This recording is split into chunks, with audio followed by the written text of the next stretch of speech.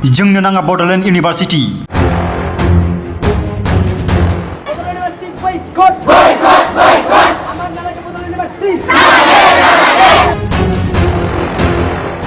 बड'लेण्ड इउनिभारसिटिखौ बन्द खालाम। जोंनो नांगौ थार बिजिरनाय।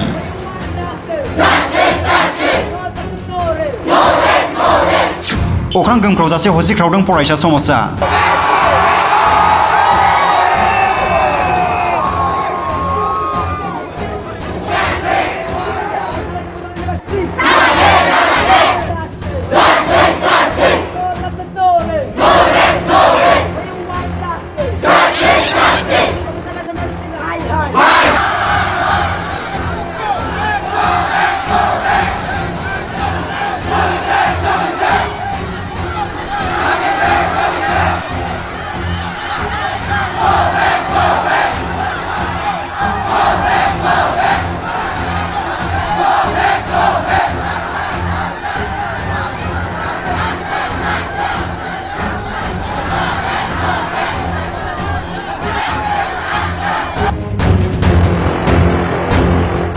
बायदि बायदि स्लगानजों बड'लेण्ड मुलुगसोलोंसालिमानि भाइस चेन्सेलरनि दरखं मोखाङाव फरायसाफोरनि धरना। आनजादनि फिथाइ फोसावनायखौ गोजोननाय मोनैयाव मुलुगसोलोंसालिनि हेंथायै खुद्रिखांदों फरायसा समाजा। बिदेशनि गुबुन गुबुन जिल्लाफोरनि सिङाव थानाय गोबां फरायसालिमाफोरनि फरायसाफोरा थुबुर जाफैदों बड'लेण्ड मुलुगसोलोंसालियाव।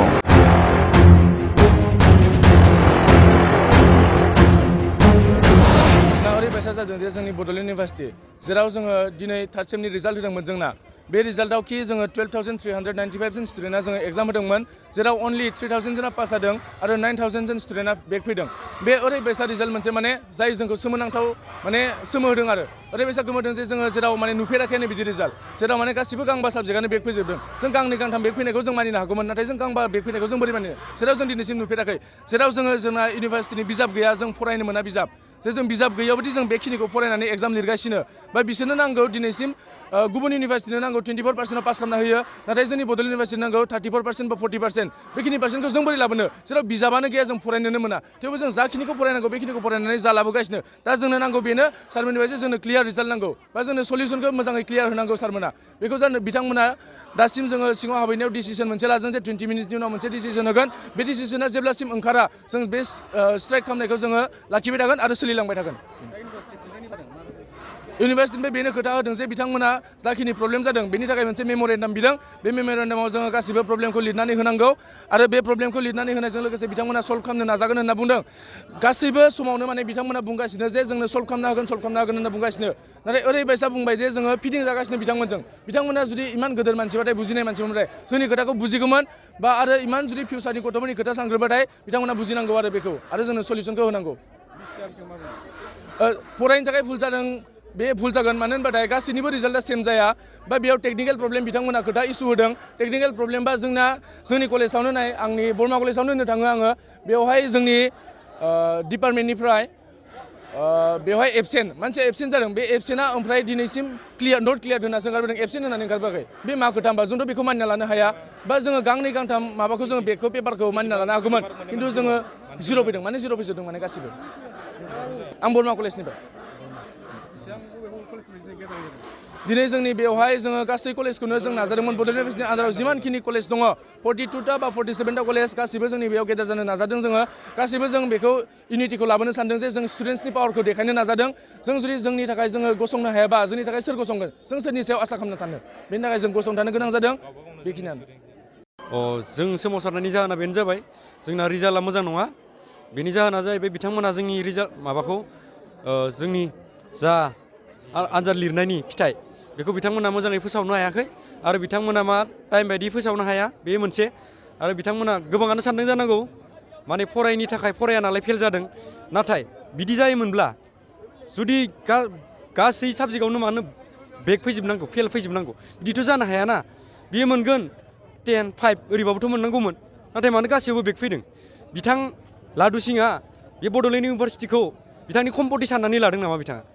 स्टुडेन्टनि फिउचारखौ मानो बिथाङा सानाखै? गासैयावबोथ' बेक फैजोबनो हायाना। दिनै बेनि जाहोना बेनो जों बेहाय जों धरना होदों, खारन जोंनि खनसे नङा खननै नङा बार जाबाय थायो बड'लेण्ड इउनिभारसिटियाव।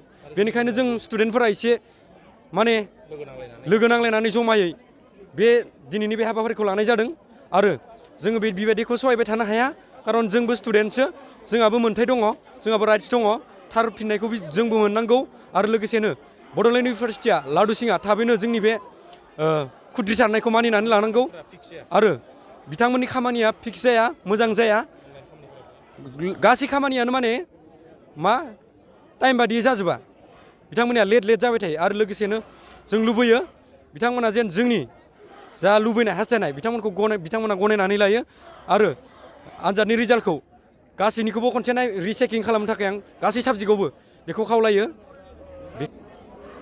आंनाथ' गांसेल'सो बेग फैदों नाथाय गुबुनफोरनिया गासैयावबो बेग फैजोबदों आं बेखौ मानिना लागोन जेन आंना बेग फैदों बे नंगौ नाथाय गुबुनफोरनाथ' गासैयावबो फैजोबनो हायाना दाथ' एसेबां जाम्बा गैयाना गांबा साबजेक्टआवबो फेल फैनो हानाय बियो सोर डिग्रि स्टुडेन्ट एसेबाबो सामारि लिरनानै बेयो फरायगोन आदसा बिजाब गैया दे नंगौ नाथाय क्लासावथ' टिचारफोरा माबा मोनसेबाबो होयोना बेखौ सामारि टाइप फरायनानैबाबो बेखौ फैगोन स्टुडेन्टआ एसेबाबो लिरगोन नाथाय बोरै 0 बोरै फैजोबनो हायो हो दा आं बेखिनिखौनो बुंगोन बिथांमोना थाबैनो गनायनानै लानांगौ आरो थार फिथाइखौ होनांगौ मोजां फिथाइखौ होनांगौ बेखौनो आं लुबैयो जों दिनै बेयाव बड'लेण्ड इउनिभारसिटिनि गेट माबायाव लांग्रा मोखाङाव धरना होनाय बिनि गुबै थांखियानो जादों माने जों थांनाय 31 अक्ट'बराव जोंनो मोनसे थार्ड सेमिस्टारनि रिजाल्ट फोसावना होदों बे रिजाल्टआव माने 12,000नि बारा स्टुडेन्टआ माने एग्जाम होदोंमोन बिनि मादाव जों नुनो मोन्दों 9,000नि बारा स्टुडेन्टआ फेल जादोंमोन बे माब्लाबाबो जाथावामोन आरो बेजों लोगोसे बड'लेण्ड इउनिभारसिटिया जोङो मा खालामो बे माब्लाबाबो जाथावा जों बेखौ माब्लाबा गनायनाया आरो बेजों लोगोसेनो माखासे जोंना डिमान्ड दंबावो बेफोर जाबाय बड'लेण्ड इउनिभारसिटिया जोंनो आनजाद जानायनि मात्र 7-8 बिनि सान सिगांल' जोंनो रुटिन फोसावना होयो जायनि थाखाय जों फरायनो हास्लाबा बेखौ बड'लेण्ड इउनिभारसिटिया थाबैनो 1.5 मास आगोल जोंनो रुटिन फोसावनाय बे थिरांथाखौ उनाव दिनैनि गेजेरावनो होनांगौ आरो बेजों लोगोसे जोंनो मा बड'लेण्ड इउनिभारसिटिया नांगौबायदि जोंनो बिजाब फोसावना होनो हाया जों बबेबा डिपार्टमेन्टआव माने दिनैसिमबो माने बड'लेण्ड इउनिभारसिटिया जोंनो माने बिजाब दिहुनना होनो हायाखै बेजों लोगोसे मा बड'लेण्ड इउनिभारसिटिया मा खालामो आनजादनि जोंनि जानाखि फिथाइ बे फिथाइखौ मा खालामो बोसोरसे थानानै जोंनो फोसावो बेजों लोगोसे मा खालामबावो फार्स्ट सेमिस्टारनि रिजाल्टखौ जेब्ला माब्ला फोसावो होनना बुङोब्ला बिसोर मा फोसावो थार्ड सेमिस्टारनि जेब्ला आनजाद जायो आनजादनि गेजेराव बिसोर फोसावनो हायो आरो थार्ड सेमिस्टारनि आनजादनि फिथाइखौ माब्ला फोसावो 5th सेमिस्टार जायोब्ला आनजाद लिरफुनाय समाव जोंनो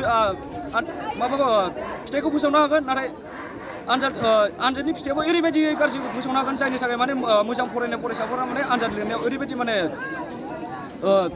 गाज्रि थासारियाव फैनानै माने आनजादखौ जाबायदि लिरनांगौमोन बेबायदि लिरनो हाया बिनि थाखाय जों दिनै खुद्रि सारनानै दिनै इउनिभारसिटिनि लांगोना मोखाङाव जों बे धरना होनाय हाबाफारि बेखौ लाफैनांगौ गोनां जानानै फैदों आरो दिनै बे धरना हाबाफारिनि गेजेरजों जुदि बड'लेण्ड इउनिभारसिटिया जोंनि बे जेंनाखौ सुस्रांना होआ अब्ला जों माने खनले बेबायदि माने बिनिफ्राय बांसिन फरायसाफोर फैनानै बे बड'लेण्ड इउनिभारसिटिनि लांगोना मोखाङाव जों खुद्रि सारनाय बेखौ लाफैगोन नोंथाङा बबे कलेजनिफ्राय फैदों आङो बिजनि कलेज बिजनि